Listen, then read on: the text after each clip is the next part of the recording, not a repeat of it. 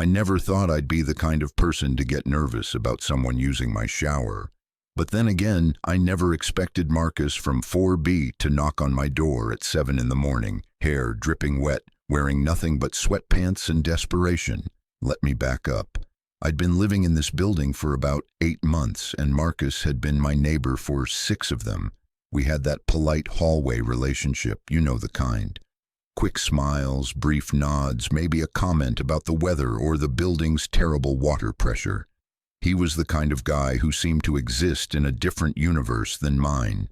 Tall, athletic build, always heading out in gym clothes or coming home in a suit.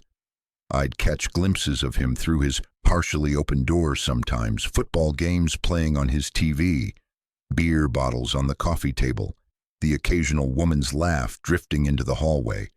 I'd convinced myself I was over the whole crushing on straight guys thing. That was supposed to be a phase I left behind in college, along with my collection of indie band posters and my belief that I could survive on ramen alone. But something about Marcus made my carefully constructed defenses crack just a little. Maybe it was the way he'd hold the elevator for me even when he was clearly in a rush, or how he'd helped me carry groceries up the stairs that one time without making it weird. Little moments that probably meant nothing to him, but that I'd replay in my head like some kind of pathetic highlight reel.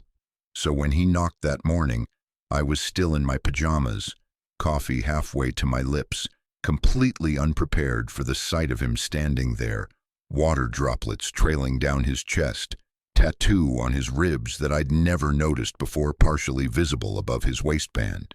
Hey, man, I'm so sorry to bother you this early," he said, running a hand through his wet hair. "But my water just completely shut off mid-shower, like, completely.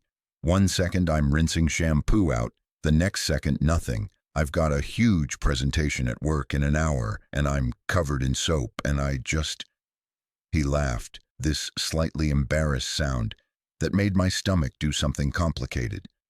"This is so weird to ask, but could I possibly use your shower? Just for like 5 minutes? I tried calling the super, but of course he's not answering. My brain had essentially stopped functioning. I was aware I needed to respond with actual words, but I seemed to have forgotten how language worked. Marcus stood there, looking increasingly uncomfortable, and I realized I'd been staring at him for what felt like an hour but was probably only 3 seconds. "Yeah, of course," I finally managed. "Come in. Bathroom's down the hall on the left." The relief on his face was immediate and genuine. "Dude, you're a lifesaver. I seriously owe you one." He stepped into my apartment, and I became hyper-aware of everything. The dishes I'd left in the sink from last night. The book on the coffee table with its cover clearly showing 2 men embracing. The hoodie thrown over the couch that I'd bought at Pride last year. Rainbow flag small but visible on the sleeve. My space suddenly felt incredibly exposed, like every detail was announcing something about me that I usually kept carefully neutral in the hallway interactions. But Marcus didn't seem to notice any of it. He was already heading toward the bathroom, thanking me again over his shoulder. I heard the door close, heard the water start running a moment later, and I stood there in my kitchen holding my coffee mug like an idiot, trying to process what was happening. My straight neighbor was in my shower, right now, naked, in my apartment. I told myself to act normal. I poured another cup of coffee. I checked my phone. I did everything possible to not think about the fact that Marcus was 20 feet away with water running over his body, using my soap, my shampoo in my space. This was just a neighborly favor, nothing more. The kind of thing anyone would do. It meant absolutely nothing. The water shut off after about 7 minutes. I heard the bathroom door open, and I very deliberately kept my eyes on my phone, scrolling through emails I wasn't actually reading. "Hey," Marcus called out, "do you have a towel I could use? I just realized I didn't bring one." Of course he didn't, because the universe apparently had decided that today was the day to test every ounce of my self-control.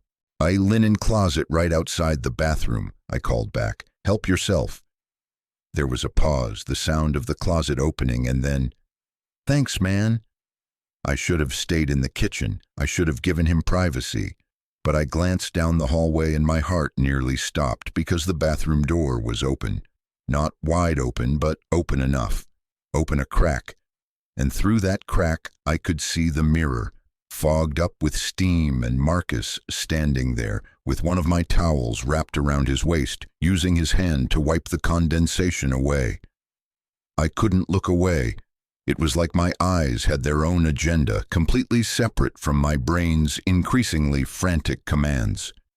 He was looking at himself in the mirror, and there was something about the moment that felt intensely private, vulnerable even. He wasn't posing or flexing or doing any of the things you'd expect. He was just standing there, and the expression on his face was hard to read. Thoughtful maybe, or tired, or something else entirely. Then he looked down, and I thought maybe he was reaching for his clothes, but instead, he just stood there for a moment, perfectly still, hand on the edge of the sink, and I realized with a jolt that felt like electricity through my entire body that he had to know the door was open. He had to know I might see. The apartment wasn't that big. The sightline from the kitchen was direct. My rational brain was screaming at me to look away, to give him privacy, to stop being that guy. But I couldn't move. I watched as he ran his hand through his wet hair again, as he took a deep breath as his shoulders rose and fell. There was something almost performative about it, except that didn't make sense. Why would Marcus be performing for me? Then he turned slightly, and I swear to God, he glanced toward the hallway, toward where I was standing. Our eyes didn't meet, not exactly, but there was this moment where I felt absolutely certain he knew I was there, knew I was watching, and he didn't close the door. I finally found the ability to move and turned back to the kitchen, my heart hammering so hard I could feel it in my throat. I was reading way too much into this. I had to be. Marcus was straight. Marcus had girlfriends. Marcus was just a guy who'd had a plumbing emergency and needed to borrow a shower. The door being open was an accident, or he was comfortable enough around me as a neighbor that he didn't think it mattered, or literally any explanation that didn't involve whatever my brain was trying to construct. A few minutes later, he emerged fully dressed, hair still damp but combed, looking significantly more put together than when he'd arrived. "You're seriously a lifesaver," he said again, and there was something in his voice that I couldn't quite identify. "I'm gonna call the super again from work, try to get someone to actually look at my pipes." "No problem," I said, aiming for casual and probably missing by a mile. "Hope you make it to your presentation on time." "Yeah, I should be fine now." He moved toward the door but paused with his hand on the handle. "Hey, I really do owe you one. Let me buy you a beer sometime. There's that place down the street, Hannigan's. You been there?" I had been there. I'd sat at the bar alone more than once, nursing a drink and pretending to read, while actually people-watching and trying not to feel pathetic about spending another Friday night by myself. "Sure," I said. "That sounds good." "Cool, I'll text you." He smiled, the same easy smile I'd seen in the hallway dozens of times, and then he was gone. I stood in my apartment, in the sudden silence, and tried to figure out what had just happened. Because something had happened. Or maybe nothing had happened, and I was just projecting every lonely fantasy I'd ever had onto a completely innocent situation. Maybe I was that desperate, that starved for connection, that I'd turned a neighbor borrowing a shower into something it absolutely wasn't. I went to the bathroom to clean up, to put away the wet towel, to return my space to normal. The mirror was still fogged, the air still humid and warm. It smelled like my soap, but also like him, something I couldn't quite name but that made my chest feel tight. The towel he'd used was draped over the shower rod, still damp.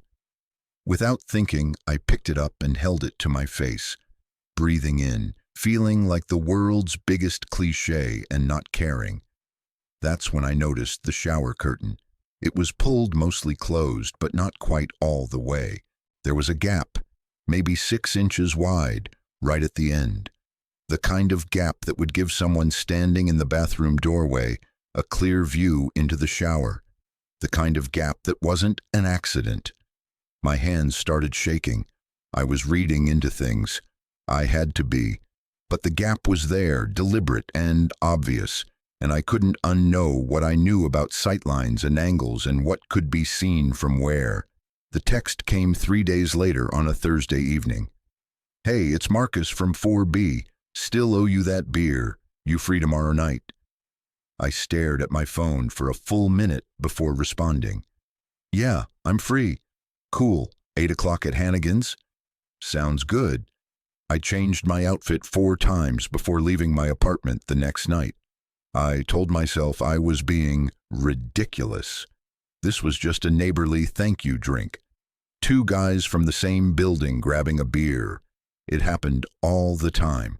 It meant nothing, except when I walked into Hannigan's and saw Marcus already there, sitting in a booth in the back instead of at the bar, wearing jeans and a Henley that fit him in a way that should be illegal, looking up when I entered with an expression that made my stomach drop. I knew this wasn't nothing. "Hey," he said as I slid into the booth across from him. "Thanks for coming." "Thanks for the invite." We ordered beers. We made small talk about the building, about work, about the fact that his water was fixed, but the super had basically just jiggled some pipes and declared it a mystery. Normal conversation, safe conversation, but there was something underneath it, some current I couldn't quite name, and I could feel it building with every passing minute. "So," Marcus said after we'd been there maybe 20 minutes, "I need to tell you something." My heart stopped. "Okay." He took a long drink from his beer, and I watched his throat work as he swallowed. When he set the bottle down, he didn't look at me right away.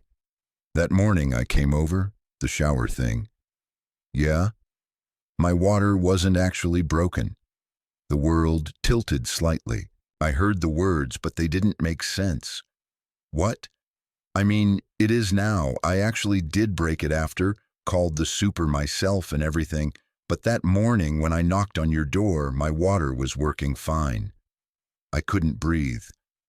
"I don't understand." He finally looked at me, and his eyes were uncertain in a way I'd never seen before. "I've been trying to figure out how to talk to you for months.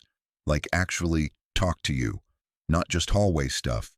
But every time I'd see you, I'd chicken out. And then one morning I'm in the shower and I'm thinking about you again, like I do basically every day. And I just thought, screw it. I'll make up an excuse. I'll figure out what to say when I get there." "Marcus," my voice came out barely above a whisper, "you're straight." "Yeah, everyone thinks that." He laughed, but it was shaky. "I've spent my whole life making sure everyone thinks that. Playing football in high school, joining a fraternity in college, dating women, watching the game with the guys, being exactly who everyone expected me to be. And it worked. It worked so well that I almost convinced myself it was true. Almost. Then you moved into the building, and I'd see you in the hallway and feel this thing I'd been pushing down for years, this want. And it terrified me because I'd built this whole life around not feeling that, around not being the kind of guy who feels that. I didn't know what to say. My brain was trying to recalibrate everything I thought I knew. "The door," I said finally, "the bathroom door, the shower curtain. I left them open on purpose." He was looking right at me now, no hesitation. "I wanted you to see. I needed you to know that I was there, in your space, and that maybe this thing I was feeling wasn't just one-sided. I know that's probably creepy or weird or—" "It's not," I interrupted. "It's not weird." "No, I watched," I admitted. "I stood there and I watched and I couldn't look away." Something shifted in his expression. Relief, maybe. Or hope. "Yeah?" "Yeah." We sat there in the dim light of Hannigan's. the noise of other conversations happening around us, and I felt like I was standing on the edge of something vast and terrifying and wonderful. "I don't really know how to do this," Marcus said quietly. "I've never been with a guy. I've never even told anyone that I want to be. You're the first person I've said any of this to out loud." "We can figure it out," I said. "Together, if that's what you want." "It is." He reached across the table and his hand covered mine, warm and solid and real.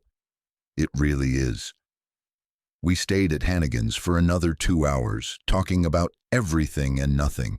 He told me about growing up in a small town where being different wasn't an option, about the first time he realized he was attracted to his best friend in high school, and how he'd buried that feeling so deep he'd almost forgotten it existed, about the women he'd dated trying to make it work, trying to feel what he was supposed to feel, about moving to the city after college and thinking maybe here in the anonymity of crowds he could finally be honest with himself. But old habits were hard to break, and fear was a powerful thing. I told him about my own journey, about coming out in college and losing some friends but finding others, about the loneliness of dating as a gay man in a world that still felt like it was half accepting, half judging, about the particular pain of wanting someone you think you can never have. I kept telling myself you were just being nice, I said.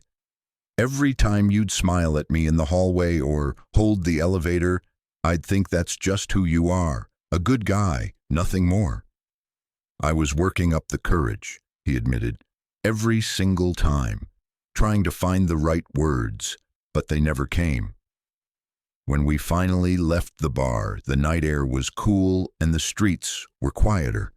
We walked back to our building slowly, neither of us wanting the evening to end. At the entrance, Marcus held the door for me like he always did, but this time when I passed him, our shoulders brushed and neither of us pulled away.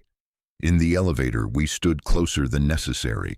I could feel the heat of his body next to mine, could smell the faint scent of my soap still clinging to his skin from that morning days ago. When the elevator dinged at our floor, we both hesitated. "So," Marcus said. "So," I echoed. "Can I kiss you?" His voice was rough, nervous. "I've been thinking about it for months, and I just really want to know what it feels like." Instead of answering, I closed the distance between us. His lips were softer than I'd imagined, tentative at first, like he was testing out something new and foreign. But then he made this small sound in the back of his throat, and his hand came up to cup my face, and the kiss deepened into something that felt like falling and flying at the same time. When we finally broke apart, we were both breathing hard. Marcus's eyes were wide, his lips slightly swollen, and he looked at me like I was something precious and terrifying and necessary. "Your place or mine?" he asked. "Yours," I said. "I want to see your space, the real you." His apartment was exactly what I'd glimpsed through the partially open door, but also completely different. The football game paraphernalia was there, the beer bottles, the masculine trappings of straight guy life. But there were also books on the shelf that surprised me. Novels about identity and belonging. A guitar in the corner that looked well used. Photographs of him with friends where his smile didn't quite reach his eyes. "I know it's not much," he said, suddenly self-conscious. "It's perfect," I told him. "It's you." We ended up on his couch, kissing like teenagers, hands exploring tentatively. Marcus was shaking slightly, and I realized how huge this was for him, how much courage it took to let me in, to be vulnerable, to want something he'd denied himself for so long. "We can go slow," I whispered against his lips. "There's no rush." "I don't want slow," he said. "I've been slow for 28 years. I want this. I want you." So I showed him. Slowly, carefully, I showed him what it could be like to let yourself want something fully, to be touched by someone who understood desire not as something to be ashamed of, but as something beautiful. We moved to his bedroom eventually, and I watched him undress with shaking hands, watched him lie back on his bed and look up at me with trust and want and fear all mixed together. "Tell me what you need," I said. "I need you to show me that this is okay," he whispered, "that I'm okay." And so I did. With every touch, every kiss, every whispered word, I tried to show him that he was more than okay, that he was brave and beautiful and worthy of every good thing. When he came apart in my arms, he cried, and I held him through it, understanding that these were tears of release, of finally letting go of years of pretending. Afterward, we lay tangled together in his bed, the city lights filtering through his window, and he traced patterns on my chest with his fingertips. "I can't believe I almost didn't knock on your door that morning," he said quietly. "I can't believe you left the door open." He laughed, the sound lighter than I'd ever heard it. "I figured if you didn't notice, then it wasn't meant to be. But if you did notice, if you looked, then maybe there was a chance." "I looked," I said. "I couldn't not look." "I'm glad." He pressed a kiss to my shoulder. "I'm really glad." We fell asleep like that, wrapped around each other, and when I woke up in the morning with sunlight streaming through unfamiliar windows and Marcus's arm heavy across my waist, I felt something I hadn't felt in years. Hope, the real kind. The kind that comes from authentic connection, from being seen and seeing someone else in return. Marcus stirred next to me, his eyes opening slowly. For a second, I saw panic flash across his face, like maybe in the light of day he'd regret everything.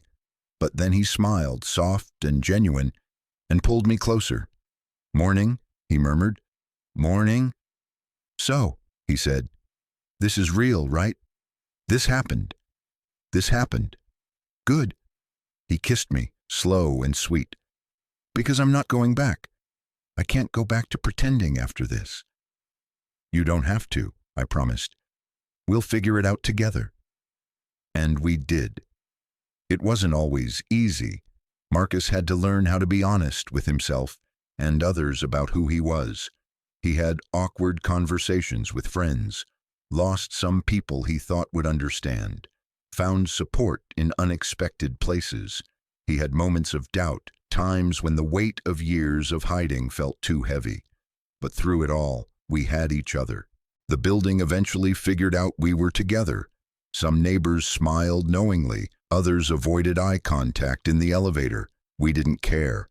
We'd found something real in the most unexpected way, starting with a borrowed shower and a door left open just a crack. Sometimes Marcus still uses my shower, but now the door stays wide open and I don't have to watch from the hallway. Now I can step inside, press against his back under the warm water, feel him relax into my touch. Now I can know what it feels like to be wanted openly, honestly, without shame or fear. "I love you," he told me one night, 3 months after that first borrowed shower. We were back at Hannigan's, same booth, but everything was different now. Better. "I love you too," I said, and meant it with every part of me. He reached across the table and took my hand, right there in public, not caring who saw, and I thought about that morning when he'd knocked on my door, desperate and brave and terrified. About the door left open, the shower curtain pulled back just enough. About all the small moments of courage that had led us here. "Thank you," Marcus said quietly. "For what?" "For seeing me. Really seeing me, even when I was still learning how to see myself." I squeezed his hand. "Thank you for letting me." We walked home that night with our fingers intertwined. 2 neighbors who'd become something so much more. And when we reached our floor, we didn't have to decide whose apartment to go to. We were already home, together. Total char count, 24,847.